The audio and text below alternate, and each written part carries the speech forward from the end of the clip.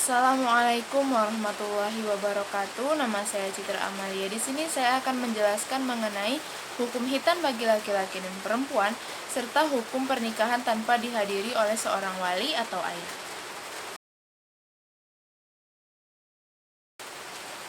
Mendengar kata khitan, pasti kita sudah tidak asing lagi dengan kata-kata tersebut. Karena di mana-mana sudah mulai dilakukan tradisi khitan tersebut. Dalam hadis riwayat Imam Bukhari dan Muslim, dinyatakan bahwa fitrah itu ada 5. Yang pertama adalah berkhitan, yang kedua mencukur rambut kemaluan, yang ketiga mencabut bulu ketiak, yang keempat memotong kuku, dan yang kelima adalah memotong kumis.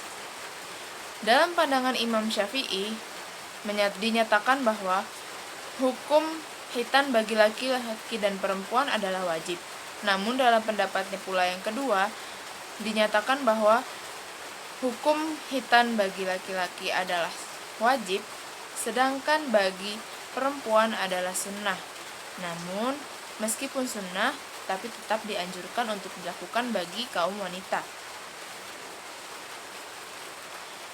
Dalam pelaksanaannya, khitan untuk laki-laki maupun khitan untuk perempuan itu jelas berbeda. Untuk laki-laki, khitan dilakukan dengan cara menghilangkan al-khuluf atau kulit kepala kemaluan yang berguna untuk supaya setelah buang air kecil lebih mudah dalam hal mensucikannya. Sedangkan pada wanita, khitan dilakukan dengan cara menggoreskan sedikit pada bagian yang menonjol di kemaluan. Tapi jangan sampai terjadinya istiqsal atau mengambil sebagian dari bagian yang menonjol tersebut. Apabila terjadi istiqsal, maka hukumnya haram. Karena apabila terjadi istiqsal, maka dikhawatirkan seorang wanita yang telah melakukan khitan tersebut nanti akan kehilangan daya rangsangnya. Dan hal tersebut jelas dapat membahayakan wanita itu sendiri. Lalu apa manfaat dari khitan? Khitan bermanfaat untuk menjaga kesucian dari seseorang. Karena setelah melakukan khitan, pastinya seseorang lebih mudah dalam membersihkan atau mensucikan kemaluannya tersebut. Lalu yang kedua adalah berperan atau berpengaruh terhadap kesuburan seseorang. Ini adalah manfaat dari segi kesehatannya. Yang ketiga adalah menurunkan resiko terkena infeksi saluran kemih. Dan yang keempat adalah mengurangi resiko terinfeksi penyakit menular HIV/AIDS. Jadi, sunat atau khitanan ini memiliki fungsi dari segi Islam dan fungsi dari segi medis. Dari segi Islam atau segi agamanya, kesucian seseorang dapat selalu terjaga. Dan dari segi medis, tentunya seseorang dapat terhindar dari penyakit-penyakit yang berbahaya seperti infeksi saluran kemih, lalu tertular penyakit seksual HIV/AIDS, bahkan dapat mempengaruhi kesuburan seseorang dan kualitas dari sperma yang dikeluarkan, khususnya bagi kaum laki-laki. Lalu bagaimana jika seseorang baru masuk Islam atau menjadi mu'alaf di usia lanjut? Misalnya ada kasus di mana seseorang masuk Islam di usia 50 atau 60 tahun dan orang tersebut telah menderita penyakit gula darah. Dan apabila seseorang tersebut terluka, maka lukanya sangat lama dapat disembuhkan. Maka apabila terjadi kasus yang seperti ini, khitan boleh tidak dilakukan. Hal ini dikarenakan kondisi yang darurat karena sakit, maka kemaslahatan bagi dirinya pun harus diperhatikan. Maka diperbolehkan apabila orang tersebut tidak melakukan sunat. Karena apabila dilakukan sunat, salah satu bagian dari tubuhnya tersebut terluka dan akhirnya luka tersebut dapat lama sembuh dan dapat mempengaruhinya beraktivitas, maka lebih baik tidak usah dilakukan. Mengingat ini ada dalam mazhab Maliki, di mana di mazhab Maliki dikatakan bahwa hukum khitan bagi laki-laki dan perempuan adalah sunnah atau hanya sebuah kemuliaan saja. Dan jika kita lihat dari kasus yang demikian, maka diperbolehkan apabila tidak melakukan sunat. Dilihat dari hal-hal yang akan terjadi setelahnya. Pernikahan adalah sunnatullah yang pada umumnya dilakukan oleh seluruh makhluk Allah Subhanahu wa Ta'ala, baik hewan, tumbuhan maupun manusia. Hal ini adalah cara yang dipilih oleh Allah Subhanahu wa Ta'ala untuk para umatnya dalam melaksanakan atau untuk melakukan perkembangbiakan dan upaya melestarikan kehidupannya.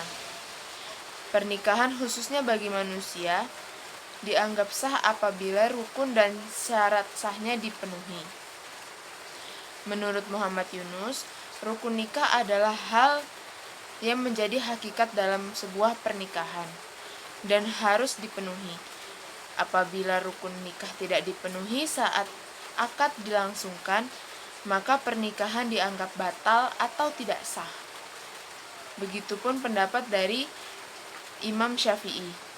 Hal ini diadaptasi oleh kompilasi hukum Islam pasal 14 KHI. Dalam sebuah pernikahan, salah satu rukunnya adalah adanya wali. Dan dalam sebuah pernikahan, wali artinya seseorang yang bertindak atas nama mempelai wanita. Jumhur ulama sepakat bahwa urutan dari wali adalah yang pertama mulai dari bapak, yang kedua kakek dari pihak bapak, yang ketiga saudara laki-laki seibu sebapak, yang keempat saudara laki-laki yang sebapak, yang kelima keponakan laki-laki dari saudara laki-laki seibu sebapak, yang keenam keponakan laki-laki dari saudara laki-laki sebapak, yang ketujuh paman dari pihak bapak, yang kedelapan anak paman dari pihak bapak, dan yang kesembilan atau yang terakhir adalah hakim. Lalu yang berikutnya adalah macam-macam wali. Ada beberapa macam wali. Yang pertama adalah wali nasab, yaitu wali yang memiliki hubungan kekerabatan dengan sang mempelai wanita atau bagian dari keluarga mempelai wanita seperti yang sudah saya sebutkan sebelumnya, kecuali hakim. Lalu yang kedua adalah wali hakim. Wali hakim adalah wali bagi seorang perempuan yang ingin menikah yang diutus oleh pemerintah berupa seorang pegawai KUA atau pengurus KUA, penguasa atau pemerintah. Wali hakim bisa terjadi apabila wali nasabnya tidak ada. Lalu yang ketiga adalah wali tahkim. Wali tahkim adalah wali yang diutus oleh calon mempelai laki-laki ataupun calon mempelai wanita.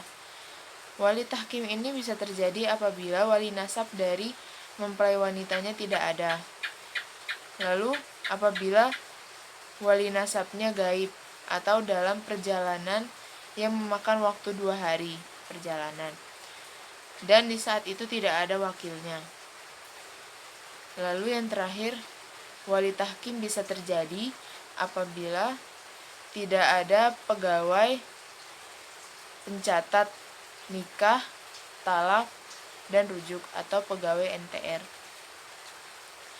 Lalu yang keempat adalah wali maula, yaitu walinya adalah seorang majikan yang menikahkan hamba sahayanya. Maksudnya majikan ini menikahkan hamba sahaya yang berada di atas kepemimpinannya atau berada di atas tanggungannya.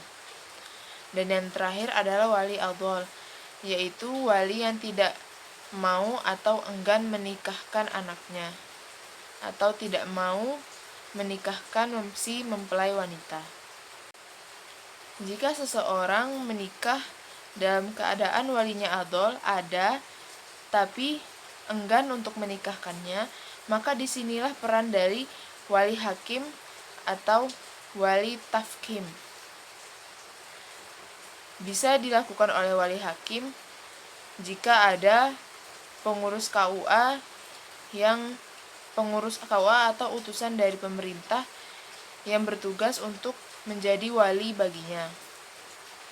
Atau jika wali hakim tidak ada, maka bisa dilakukan oleh wali tahkim dengan cara mengutus seseorang, misalnya kiai atau ulama yang dianggap mampu menjadi wali nikahnya. Hal seperti ini biasa terjadi di daerah pedesaan yang masih sulit dijangkau oleh pemerintah. Maka wali tahkim bisa dijadikan alternatif apabila wali nasabnya tidak ada atau dalam keadaan wali adol atau wali tidak mau menikahkannya. Jadi apabila pernikahan tidak dihadiri oleh wali nasab atau ayah, pernikahan itu masih bisa terlaksana dengan catatan mencari wali pengganti seperti wali hakim, utusan dari pemerintah berupa pengurus KUA, maka boleh dilaksanakan. Namun jika keadaan tidak memungkinkan seperti tempat atau wilayah seseorang ingin menikah tersebut masih belum terjangkau oleh pemerintah, maka boleh dilakukan oleh wali tahkim, yaitu dengan cara mengutus seseorang yang ditugaskan sebagai walinya. Sekian yang dapat saya sampaikan, kurang dan lebihnya saya mohon maaf apabila ada salah-salah kata. Wabillahi taufik wal hidayah.